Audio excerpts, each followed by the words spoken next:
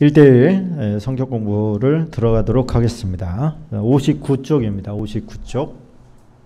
감정에 의존하지 마십시오. 자, 인간은 본래 감정적인 존재이므로 감정은 우리 생활의 정상적인 부분입니다.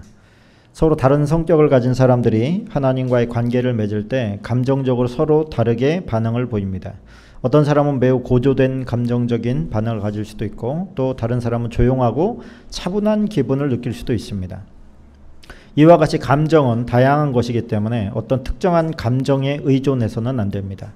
감정적 체험을 갖는 것은 필요하지만 특별한 감정적 체험을 구하는 것은 그리스도를 통해서 하나님과 맺게 된 참된 인격적인 관계에 대한 확신을 잃어버리기 쉽습니다.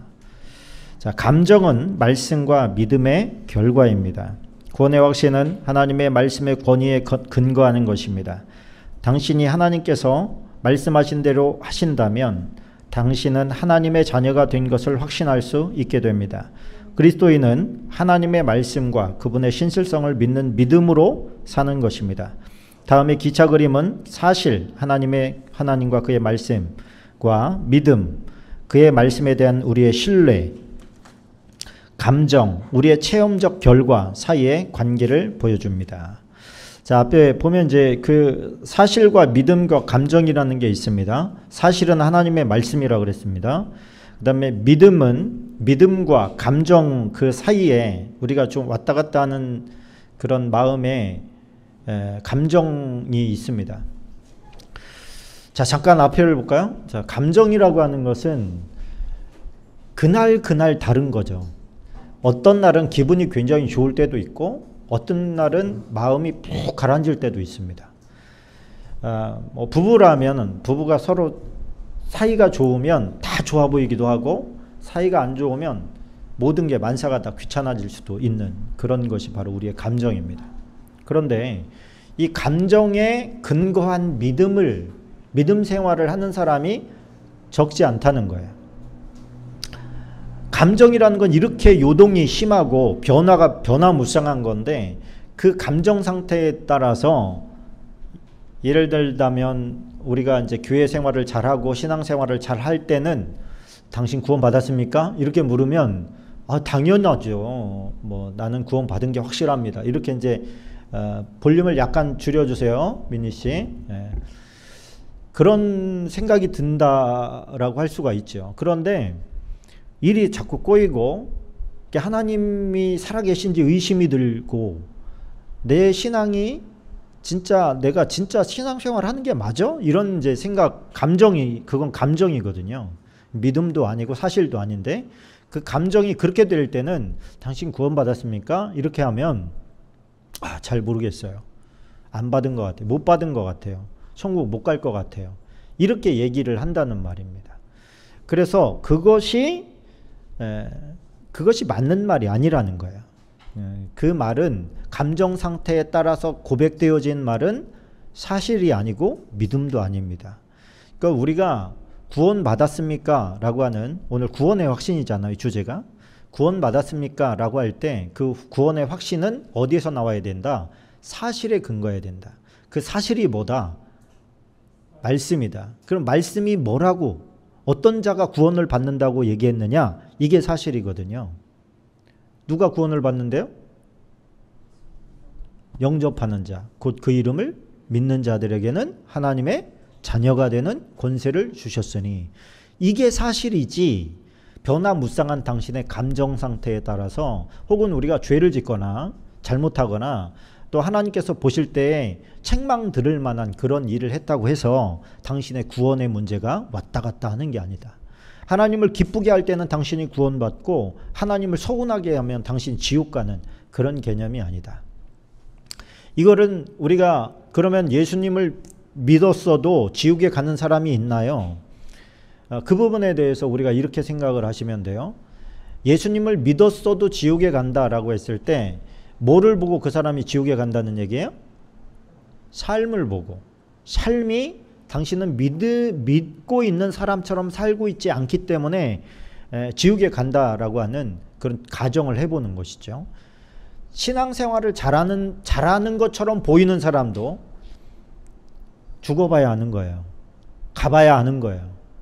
신앙생활을 제대로 못하는 것 같은 사람도 우리 눈으로 볼 때 평가하는 거죠. 우리 눈으로 볼 때 저분은 진짜 신앙생활 열심히 해, 이렇게 생각하는 사람도 가봐야 되는 것이고, 저 사람은 믿음이 있는 거야 없는 거야 라고 생각되는 사람도 죽어봐야 아는 거예요. 우리는 그 과정 가운데 있는 존재에 불과한 것이죠. 그래서 겸손하게 두려움을 가지고 너희 구원을 이루라, 이렇게 말씀을 한 거예요.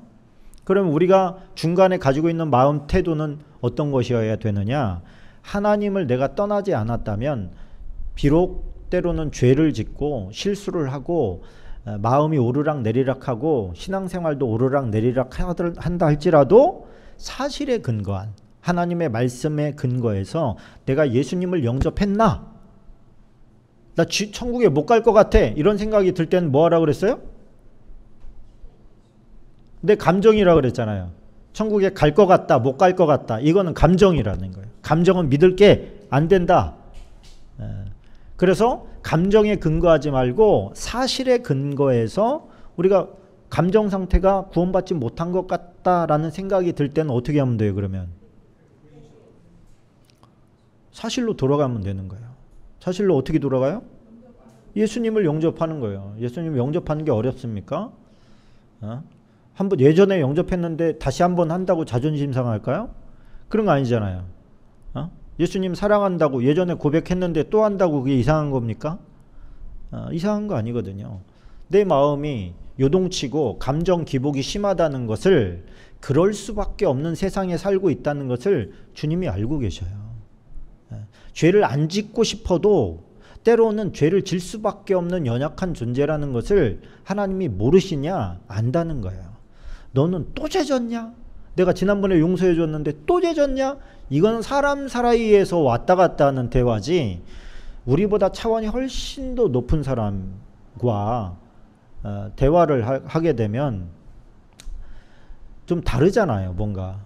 근데 이거는 하나님이시잖아요. 사람이 아니고. 사람도 다름을 아는데 하나님은 말해 뭐 하겠어요. 자녀를 키우는데 자녀가 똑같은 잘못을 한 번만 합니까? 수도 없이 하잖아요. 그렇다고 자식을 버리나요? 넌 이제 내 자식 아니냐 이러나요? 그렇지 않다는 거예요. 그러나 하나님으로부터 떨어질 수 있는 가능성도 있습니다. 그렇죠? 우리가 뭐 성령을 회방하는 거라든지 이런 죄들이 하나님으로부터 떨어져 나갈 수밖에 없는, 분리될 수밖에 없는, 다시 말하면 호적이 파지는, 생명책에서 지워지는 죄들이 그것도 있다는 거예요. 그런 것들은 뭐냐? 우리의 일상적인 실수가 생명력에서 지우는 게 아니에요. 어떤 거냐? 인격적인 파괴를 말하는 거예요. 인격적인 파괴. 나는 하나님의 자녀가 되기 싫습니다. 하나님을 욕한다든지 이런 행위들. 이런 행위들은 생명력에서 호적이 파버릴 수 있는 죄죠. 물론 이것도 교단 간에 좀 차이가 있습니다. 그럴지라도 하나님은 포기하지 않는다, 이렇게 얘기하는데, 성경은 하나님이 택했어도 멸망하는 사례를 수도 없이 발견할 수 있습니다. 여러분, 이스라엘을 하나님이 택하셨습니까? 아멘이시죠? 이스라엘 광야 생활에서 망했습니다. 맞아요, 틀려요? 원망하고 불평했던 사람들 다 죽었어요. 택하지 않아서 죽은 게 아니에요. 불순종했기 때문에 죽은 거예요. 하나님을 거역했기 때문에 죽은 거예요. 멸망한 거예요, 그거는. 거기서 심판받아 죽은 사람이 천국 갔겠어요? 그렇지 않아요. 그러니까 그들을 하나님께서 그럼 택하신 게 아니냐? 그거 아니에요. 택했지만 그들이 불순종하고 하나님을 원망하고 불평하면서 인격적으로 하나님을 대적할 때 그들은 멸망당할 수밖에 없었던 겁니다. 그런데 우리는 그런 게 아니잖아요, 지금. 내가 부족하기 때문에 죄를 짓고 또 하나님을 또 서운하게 했구나, 또 내가 죄를 졌구나, 이런 것 때문에 마음이 괴로운 것이지 하나님을 대적하는 게 아니잖아요. 그런 것들은 하나님과 분리를 만들어낼 수가 없다는 얘기입니다. 그래서 우리가 사회생활을 한다거나 또 가정생활을 한다거나 내 감정의 요동 때문에 내가 구원에서 탈락된다는 생각은 사단이 주는 생각이에요. 그런 생각을 할 필요가 없고, 그런 생각이 찾아올 때는 뭐 해야 돼요? 다시 한번 영접하고 그 다음에 대적하시면 돼요. 너희 대적 사단을, 마귀를 대적하라. 대적하라. 이게 대적이 뭐예요? 물러가라. 꺼져라.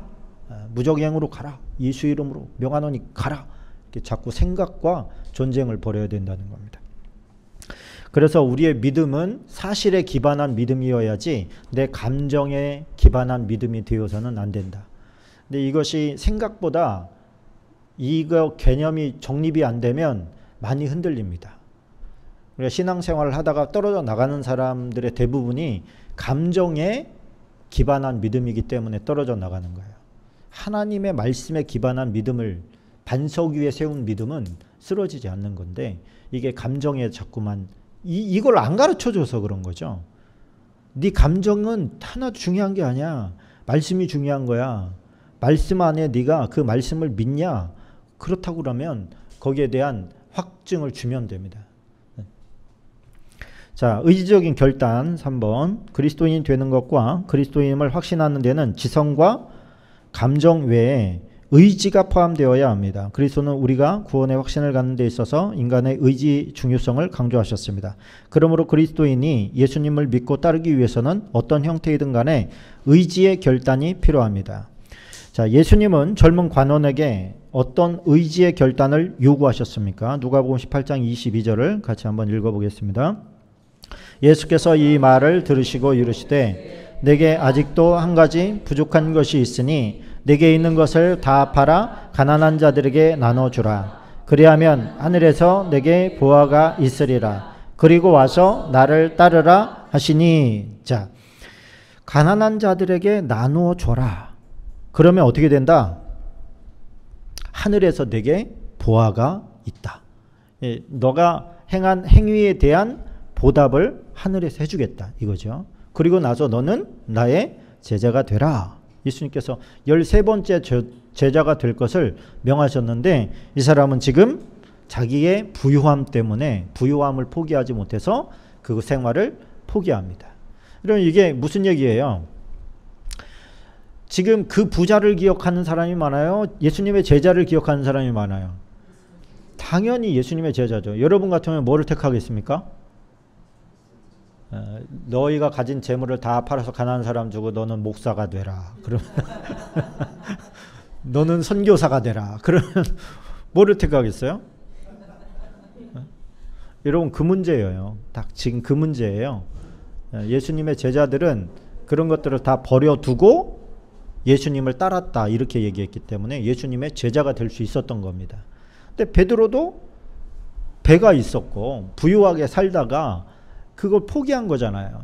그러니까 그 반세겔이 없어서 속상했던 거 우리 지난번에 배우지 않았습니까? 예수님의 제자가 된다는 것은 예수님으로 말미암아 덕을 봐서 더 부유하게 살고 풍요롭게 살고 이런 것을 포함하지 않았어요. 가난하고 예수님 보니까 노숙자예요. 예수님이. 그렇잖아요. 예수님이 노숙자야. 길에서 자요. 산에서 자고 그냥 겉옷 덮고 이러고 주무시고. 그러니 다른 사람들이 볼 때 뭐가 부러워. 뭐가 부러워. 단지 예수님이 너무나도 그 이제 사람들의 마음을 심기를 울렸던 것은 사람들을 마음을 이해하시고 위로하시고 병든 자를 치료하시고 죽은 자를 살리시는 그런 기적과 현장을 보면서 하나님이 살아계심을 그를 통해서 아, 저분은 진짜 하나님의 사람이구나라는 것을 깨달은 것 외에 뭐가 본받고 싶어요. 뭐 세상적인 관점과 완전히 다르잖아요. 얼마나 성공한 인생을 사느냐, 누리느냐, 뭐 이런 것들에 초점이 맞춰 있는 지금 이 부자는 그런 것들에 맞춰져 있는 거예요. 근데 예수님은 지금 그런 거에 관심이 전혀 없으시거든요. 그런데 나를 따르라. 그냥 따르면 좋잖아요. 여러분의 삶을 하나도 포기하지 않고 그냥 예수님 잘 믿으면 천국 가. 그럼 얼마나 좋습니까? 다 그러고 싶죠. 그리고 플러스 알파만 됐으면 좋겠죠. 근데 예수님께서는 예수님을 따라오는데 분명히 우리의 것을 희생할 것을 요구하십니다. 자기 십자가를 지고 나를 따르라 그렇게 말씀을 하시는 거예요. 십자가가 기쁨과 희락과 무슨 뭐 축복의 십자가가 어디 있습니까? 고난의 십자가예요. 다 손해보고 희생하는 십자가란 말이에요. 그 희생의 십자가 없이 나는 주님 때문에 손해보고 싶지는 않고 주님 때문에 덕만 보고 싶어. 축복만 받고 싶어. 이런 거는 없다는 거예요. 그런 신앙을 갖는다는 것은 가짜입니다. 그래서 우리가 다른 종교와 기독교를 짬뽕시키는 게 바로 그런 오류예요. 이게 교회에서도 물론 잘 되기를 원하고 성도를 축복해야 됩니다. 서로를 축복하라고 성경에 되어 있으니까. 근데 그 축복의 초점이 부요함, 풍요로움, 성공 이런 거는 아닌데 그거에 초점을 맞추고 축복을 빌어주잖아요. 그죠? 만사가 잘 될 거다. 형통할 거다. 이렇게 하는데 하나님께서 그렇게 해주시면 너무 좋은 겁니다. 그런데 근본적인 목적은 그게 아니었어요. 예수님이 나를 따르라 할 때는 나랑 같이 죽자예요. 아멘입니까? 나랑 같이 죽자. 그건 아멘 하기 싫은가 봐요. 지금 아멘 소리가 팍 줄었는데 나랑 같이 죽자지 나랑 같이 영화를 누리자 뭐 이런 게 아닙니다. 나를 따르면 내가 너에게 한없는 축복을 부어주마. 네가 세상에서 빵빵 잘 나가게 될 거다. 이런 것들을 우리가 기대를 하는데 뭐 잘 되면 다 하나님께서 축복해 주셨어요. 막 이렇게 얘기할 수 있는데 안 되는 것도 하나님의 은혜일 수 있습니다.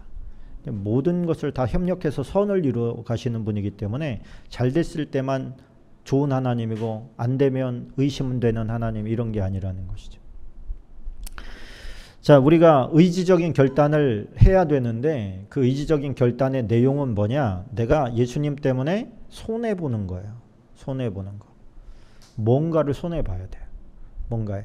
어떤 때는 감정적인 소진이 있을 수도 있고 물질적인 소진이 있을 수도 있고 시간적인 소진은 당연히 있는 것이고 예배 때마다 이 예배 자리에 오는 것 자체가 시간적인 손해를 보는 거거든요. 예수님을 따라다닌다는 것은 여기서 요구하는 수준은 이 부자 청년이 감당하기에 너무 부담스러웠던 거죠. 근데 예수님께서 다른 본문에 보면 그 청년을 사랑하셨어요. 참 보기에 좋았던 거예요.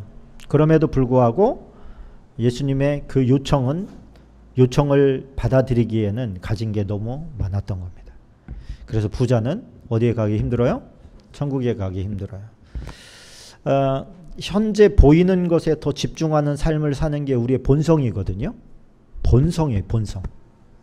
근데 이 본성을 거부할 수 있는 힘이 믿음입니다. 이 믿음이 없으면 본성을 거부하기가 무척 힘들죠. 우리가 검은 말과 흰 말이 있는데 두 말 중에 누가 더 잘 달리냐 이렇게 이제 질문을 하잖아요. 그랬을 때 무슨 말이 더 빨리 달려요? 잘 먹은 말이 잘 달린다. 그런 얘기를 했어요. 우리가 악의 말이 있고 선의 말이 있다고 이렇게 했을 때 양식을 어느 말에 더 많이 줬느냐에 따라서 그 말이 더 잘 뛴다는 얘기죠. 우리가 영적인 생활에 민감하려면 영적인 생활을 해야 됩니다. 우리 영적인 생활이라는 게 별거 없어요. 말씀 전하고, 말씀 보고, 기도하고, 예배드리고, 전도하고 그런 것들이 주님께 더 관심을 많이 주는 일이죠. 근데 부자들은 즐길 게 많아요. 이 세상에서 주는 즐거움을 만끽할 게 많단 말이에요.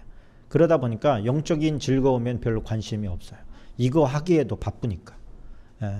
뭐 계속 바쁘다. 어디 교회 좀 한번 가자 그러면 계속 바쁘대. 뭐가 그렇게 바쁘냐? 주말마다 골프 치러 다녀야 돼. 뭐 어디 놀러 가야 돼. 계속 바쁘죠. 바쁜 건 바쁜 건데 주님의 관점에서 볼 때는 이 부자와 같은 바쁨인 거죠. 자, 모든 사람에게 똑같은 종류의 결단을 요구하시는 것은 아니지만 신앙의 의지적인 결단을 원하시는 것은 공통적입니다. 자, 예수님을 만난 거지 소경은 어떻게 그의 신앙 의지를 표현했습니까? 누가복음 18장 39절. 앞서가는 자들이 그를 꾸짖어 잠잠하라 하되 그가 더욱 크게 소리질러 다윗의 자손이여 나를 불쌍히 여기소서 하는지라. 자, 41절. 내게 무엇을 하여 주시기를 원하느냐 이르되 주여 보기를 원하나이다. 이 사람들의 신앙 의지는 뭐였냐면 소리치는 거였어요. 소리치는 거. 이게 소경이잖아요. 소경인데 예수님이 그냥 가고 계시단 말이에요. 그냥 가고 계시니까 소경은 일반인들보다 발걸음이 빨라요, 늦어요? 당연히 늦습니다. 그러다 보니까 예수님은 빨리 걸어가시고 사람들도 빨리 가는데 이 사람은 뭐 작대기 짚고 가야 되니까 예수님의 발걸음을 쫓아갈 수가 없는 거죠. 근데 뒤처지는 거예요. 뒤처지니까 예수님을 세우려고 하다 보니까 소리를 지를 수밖에 없었던 거예요. 왜 소리를 질러요? 저분이 나의 눈을 뜨게 할 수 있다는 믿음이 있었기 때문에 그렇습니다. 난 저분이 나를 내 눈을 뜨게 할 줄로 믿어. 그러고 가만히 있었으면 뜨게 됐을까요? 그러지 못했을 거예요. 이게 내가 당신이 나를 내 눈을 뜨게 할 수 있습니다 라고 하는 신앙의 고백을 밖으로 돌출한 게 소리치는 거였죠. 소리치는 거야. 내 눈을 뜨게 해달라고. 막 소리를 박박박박 지르는데 사람들이 시끄럽다고 뭐라고 하죠. 그럼에도 불구하고 멈추지 않고 계속해서 소리를 지르는 행위. 그게 뭐예요? 내 신앙의 의지적인 결단이라는 거예요. 믿음의 결단이라는 것이죠. 당신은 주님을 믿을 때 분명한 의지의 결단을 했습니까? 자, 이 질문이 이제 개인적으로 한다면 우리는 주님을 믿기 때문에 한번 나는 뭐를 손해봤다, 나는 기꺼이 손해를 봤다, 이런 게 한번 확실히 얘기하실 수 있는 분, 한 분만. 아무도 없습니까? 그러니까 어떤 손해든 뭐 물질도 좋고 시간도 좋고 젊음도 좋습니다. 너무 많아서 할 말이 없어요. 한 개만.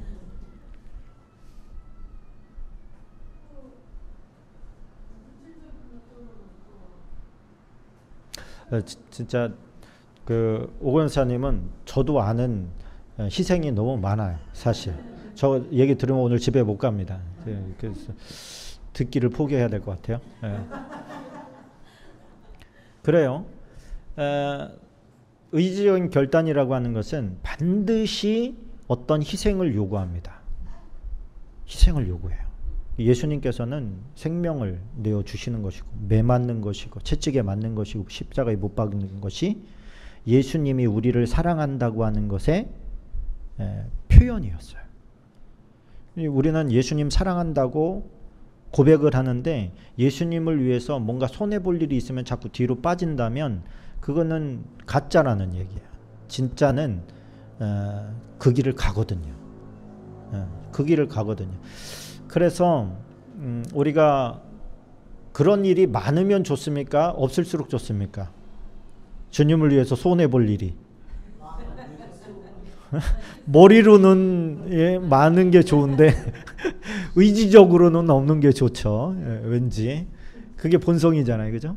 믿음은 어때요? 본성을 거스르는 거예요. 거스르는 거. 그래서 의지적으로 자원해서 손해 보는 길로 가는 게 신앙의 모습입니다. 그것이 우리나라에 들어왔을 때 이거는 정말 그 남아 선호 사상이잖아요, 그죠? 남자들에게 큰 변화가 많이 생겼습니다. 지금 세상 너무 좋아진 거죠, 그죠? 우리는 그 가부장적인 옛날에 남존 여비 사상에 쩌들어 있는 그런 나라 아니었습니까? 근데 이렇게 복음이 들어오니까 어때요? 그 진짜 영국의 복음이 새롭게 증거되었을 때 가장 덕본 것은 당나귀였다고 그래요. 당나귀. 당나귀를 때리는 거를 이제 안 하는 거예요. 옛날에는 말 못하는 짐승이라고 막 두드려 팼는데 이제는 당나귀에게까지 은혜가 미쳐가지고 고분고분하게 이렇게 툭툭툭툭 치면서 이렇게 하게 됐다는 거죠.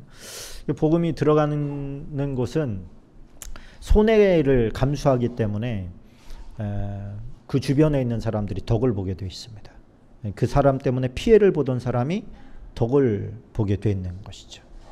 그래서 유대인들 지역 이렇게 사람이 미국에서 그런 문화가 있다 그래요.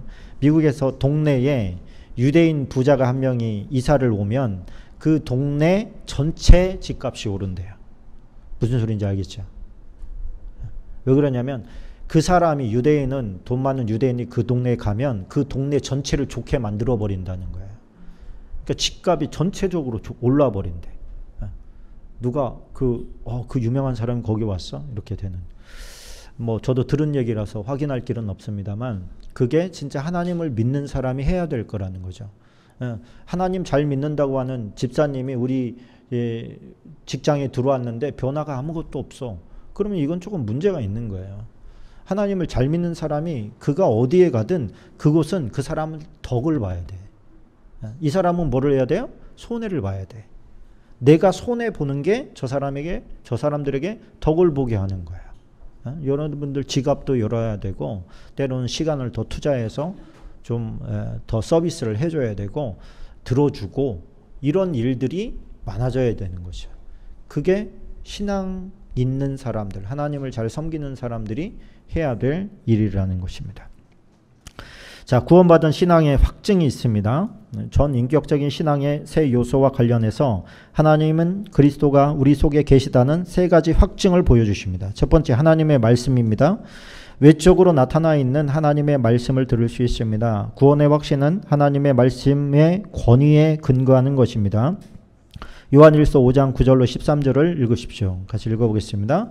만일 우리가 사람들의 증언을 받을진대 하나님의 증거는 더욱 크도다. 하나님의 증거는 이것이니 그의 아들에 대하여 증언하신 것이니라.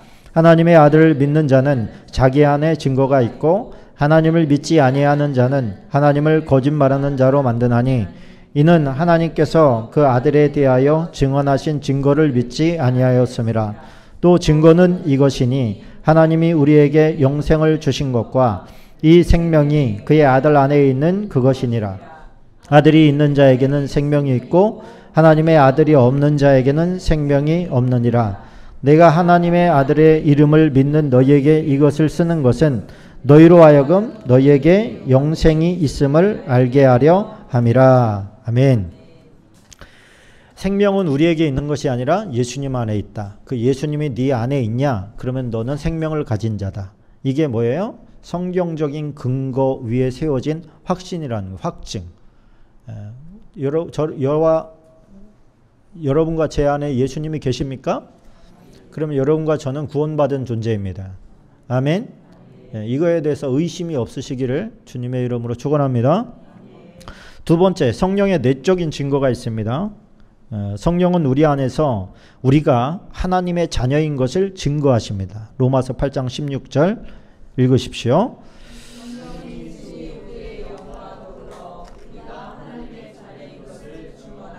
아멘. 이게 뭐예요? 성령이 아니고는 예수님을 주라고 시인할 수 없다. 그렇게 성경은 이야기합니다. 그 얘기가 뭐냐면은 당신 예수 믿습니까? 라고 할 때 불리한 상황이죠. 유리한 상황이 아니라 불리한 상황 가운데서도 그렇습니다. 난 예수님을 믿습니다. 라고 얘기할 수 있는 것은 그 안에 성령님이 계시기 때문이라는 거예요. 그러니까 성령님이 임했을 때 우리가 생각하는 것은 뭐 이렇게 막 그 뭔가 환상이 열리고 막 기적과 이적이 벌어지고 막 이런 것이 아니라 내가 어디에 있든지 예수님을 증거할 수 있는 힘이 생긴다는 뜻입니다.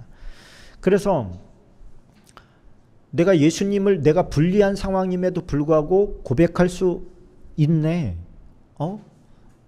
너 예수를 믿냐? 이렇게 얘기했는데 나 믿어. 이렇게 얘기할 때는 그 안에 성령님이 계시다는 것이고 성령님은 구원받은 사람에게만 있습니다. 할렐루야. 세상 사람에게는 성령이 없습니다. 어떻게 운 좋게 받게 됐어? 이런 거 없어요. 예수님을 마음에 영접하고 성령님이 나에게 임하시기를 인격적으로 기도해야만이 성령님이 오십니다. 성령님은요, 원하는 사람에게 충만하게 임하십니다. 성령님은 인격이기 때문에 싫어하는 존재에게 굳이 들어가지 않으셔요. 이게 신앙생활을 하면서 성경을 이렇게 볼 때 성령님을 어떤 추상적인 에너지나 힘이나 권능이나 이렇게 생각하면 안 돼요. 성령님은 그냥 사람과 사람을 대하듯이 인격적으로 대해야 됩니다. 우리가 기도할 때도 성령님과 대화를 한다. 성령님과 대화를 하는 거거든요. 기도는 요청이 아니라 그랬습니다. 기도는 대화예요. 대화. 예수님과 아버지가 예수님이 계속 기도하시잖아요. 요청을 계속한 게 아닙니다. 대화를 하신 거예요. 계속해서 소통을 하시는 거예요. 성령님이 내 안에 들어오셔야 내가 예수라는 이름이 계속 나갈 수가 있는 거예요. 예수님을 증거하고 내가 예수님을 믿는다는 것에 대해서 소개하고 부끄러워하지 않습니다. 세 번째는 우리의 변화된 삶을 말합니다. 중생을 체험하고 하나님의 자녀가 되었다는 가장 보편적인 증거는 여러분의 변화된 삶입니다. 요한 1서 2장 3절로 6절을 읽으십시오. 시작. 우리가 그의 생명을 지키면 이로써 우리가 그를 아는 줄로 알 것이요 그를 아노라 하고 그의 생명을 지키지 아니하는 자는 거짓말하는 자요 진리가 그 속에 있지 아니하되 누구든지 그의 말씀을 지키는 자는 하나님의 사랑이 참으로 그 속에서 온전하게 되었나니 이로써 우리가 그의 안에 있는 줄을 아노라. 그의 안에 산다고 하는 자는 그가 행하는 대로 자기도 행할지니라. 아멘. 복음은 구원의 확신과 복음, 성령은 하는 일이 비슷합니다. 그 가장 중요한 일은 뭐냐면 우리를 구원시키고 구원된 상태로 살아가도록 이끄시지만 구원받은 상태 이유가 더 중요하거든요. 구원은 찰나예요. 그렇죠? 구원은 예수님을 믿는 순간에 마음에 영접하는 순간에 순간적으로 우리는 구원에 들어가게 되는 거예요. 근데 진짜 중요한 거는 구원받은 이후의 삶입니다. 삶. 그리고 여기서의 삶이라고 할 때 그 삶은 뭐를 말하는 걸까요?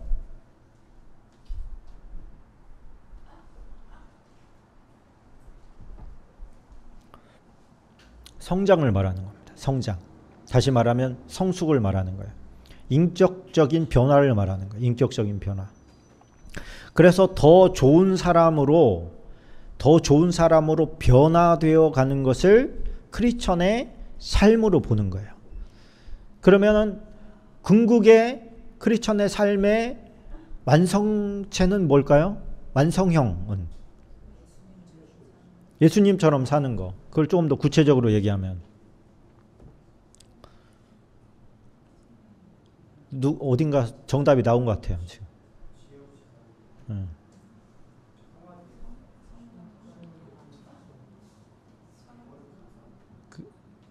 사랑하는 삶입니다. 사랑하는 삶.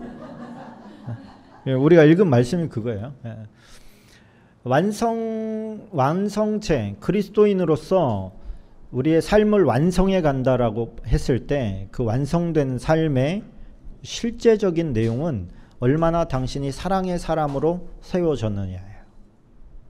여러분 요한 1, 2, 3서를 누가 썼어요? 요한이 썼어요. 사도 요한이 썼습니다. 사도 요한의 별명이 처음과 나중이 바뀌는데 처음에 별명이 뭔지 아세요? 우레의 아들이에요. 좋은 의미 같아요? 나쁜 의미 같아요? 혈기가 아주 왕성했다는 거예요. 우레의 아들이라는 별명을 받았던 사람이 지금 요한 1, 2, 3서를 쓰면서 계속해서 사랑에 대해서 얘기하는데 나중에는 그의 별명이 사랑의 사도로 바뀌어요. 이 사랑의 사도로 어떻게 바뀌게 됩니까? 그 과정 가운데 뭐가 있는 거예요? 성령님의 터치가 있었던 거예요. 그래서 이 요한 사도는 가장 장수한 사도잖아요. 요한의 형제가 있었는데 누구예요? 야고보예요. 야고보. 이 야고보는 몇 번째 순교자예요? 첫 번째 순교자예요. 제일 먼저 죽었습니다. 사도들 가운데 제일 먼저 죽었는데 형제인데 한 명이 죽잖아요. 그러니까 예수님 입장에서는 그 이제 요한의 어머니가 이모라고 이렇게 이제 이모인데 이모가 이제 청탁도 하고 그죠? 조카한테 와가지고 우리 좌의정 우의정 해주시게 뭐 이렇게 청탁하고 그러잖아요. 근데 그 이모가 아들이 제일 먼저 죽었어요. 그래 한 명 남았는데 이 한 명을 예수님께서 끝까지 가게 하겠다 이렇게 이제 약속을 주시죠. 그리고서 가장 오래 이제 장수하게 합니다. 고난은 많이 있었지만. 그래서 이제 그 교회 역사 가운데 보면 마지막 사도 요한이 살아 있을 때 그의 얼굴을 예수님 얼굴 보는 것만큼이나 사람들이 원했다 그래요. 그 얼굴 한번 보는 게 너무너무 마음의 소원이 되는 거예요. 그 사도들이 이제 다 죽고 한 명 남았으니까 이 한 명을 보는 것이 예수님을 보는 것과 같은 거예요. 이미 막 복음은 전 세계에 많이 퍼져 있고. 그래서 이 사도를 한번 보려고 막 초청하고 막 이렇게 하면은 이제 나이가 너무 들어가지고 그러면은 이제 어느 집회에 이제 가잖아요. 가면은 이제 아주 막 힘이 다 빠진 노인이 이렇게 뒷자리에 앉아 있는 거예요. 그러다가 우리 이제 마지막 사도이신 우리 요한 사도님을 모십니다. 그러면 요한이 막 여기서부터 여기까지 나오는 데 30분 걸린대.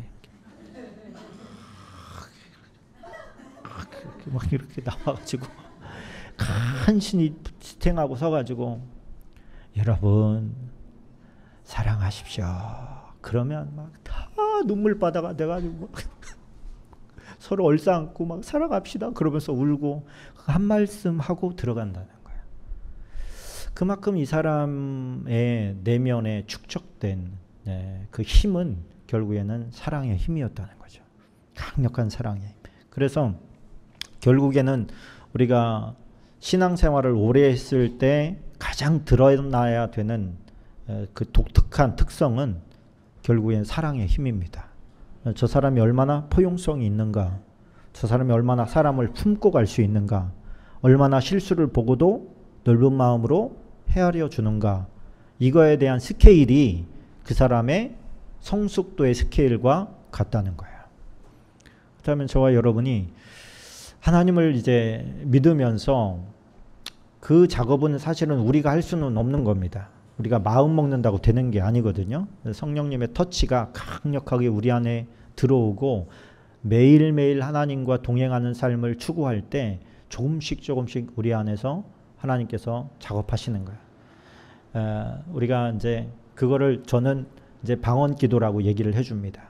방언 기도는 하나님의 큰 능력을 막 불러오고 이런 게 아니고 우리의 마음의 쓴뿌리들을 뽑아내고 상처들을 치료하고 그래서 이 그럴 수 없는 사람이 사랑의 사람으로 변화되어 가고 참 훌륭한 인격으로 만들어가요. 하나님의 사람은 그래야 되지 않겠습니까? 하나님께서 보실 때에 하나님의 자녀는 어떤 사람이 되어야 되겠어요? 그 모습을 만들어 가시는 분이 성령님이신 거예요. 그래서 지금 우리가 예수님을 영접해서 구원을 받은 이후에는 철저하게 성령님을 의지하면서 인격적으로 대화하면서 살아가야 됩니다. 따라서 합시다. 이럴 때 어떻게 할까요? 이게 입에 달려야 돼요. 성령님, 이럴 때 어떻게 해야 됩니까? 이럴 때 어떻게 됩니까? 그리고 생각을 막 돌리지 말고 기다려요. 성령께서 뭐라고 하시는지 기다려야 돼.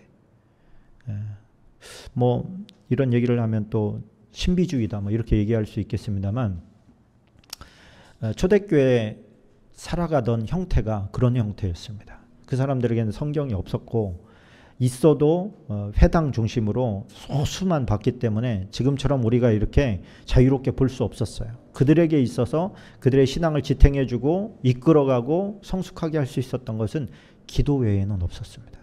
근데 그 기도가 보통 깊은 기도가 아니었던 거죠. 그냥 삶이 다 기도니까 쉬지 말고 기도했던 거예요. 그들은 그런 삶을 살려고 정말 바둥바둥 했던 거예요. 그러다 보니까 이게 하나님께서 이렇게 말씀하셨어 이렇게 대놓고 할 수는 없지만 개인적으로는 그게 얼마든지 가능한 거예요. 그래서 늘 묻는 거예요. 성령님 이럴 때 어떻게 해야 됩니까? 그래서 답답한 상황들을 얼마나 많이 만납니까? 사회생활하면서 자녀를 양육하면서 뭐 사업을 하면서 그런 일들을 수시로 만나죠. 그럴 때 얼마나 많이 우리의 입에서 그런 것들이 나올까. 그리고 인간과 이렇게 접촉할 때 근거는 하나잖아. 어떻게 하면 더 사랑할 수 있나? 어떻게 하면 저 사람을 더 사랑할 수 있나? 우리의 본성은 안 되니까. 그게 나한테 잘해주는 사람은 자연스럽게 되는데 나에게 피해를 주는 사람에게는 그게 안 되니까 본성을 거스리는 거죠. 거스리면서 어떻게 돼요? 기도하는 거예요. 거스려야 되니까 기도하는 거예요. 내 힘으로 안 되니까. 도와주십시오. 그러면 한 번 행할 수 있는 힘을 주시고 그렇게 행하고 그게 한 번이 두 번 되고 두 번이 네 번 되고 네 번이 8번 되는 역사가 있게 되는 줄로 믿습니다.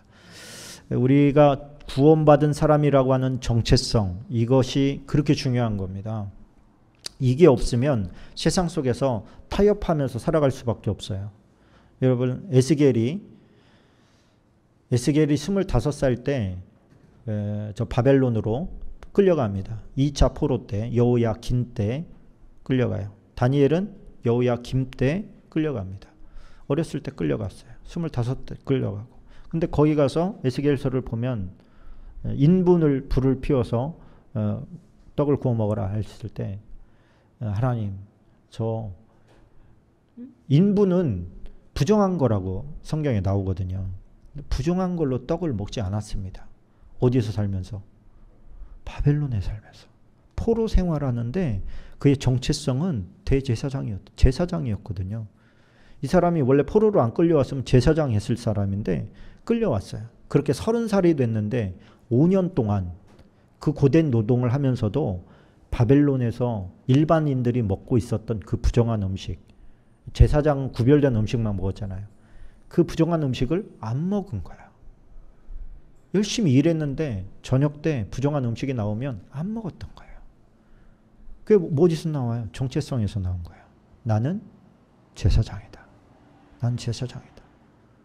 사드락 메삭 아벳느고 다니엘도 왕의 진미를 먹어라. 우상에게 바쳐졌던 건데 그렇잖아, 먹어라. 그때 안 먹게 해주시오. 안 먹어도 저들보다 더 총명할 수 있으니 그렇게 해주시오. 테스트 해보시오. 이게 어디서 그런 믿음이 나와요? 정체성에서 나오는 거예요. 나는 하나님의 사람이다. 나는 하나님의 자녀다. 이 정체성이 무너져 버리면 다 무너지는 겁니다. 그래서 하나님의 사람은 하나님의 정체성을 가지고 살아가는 사람을 눈여겨보게 돼 있어요. 하나님이.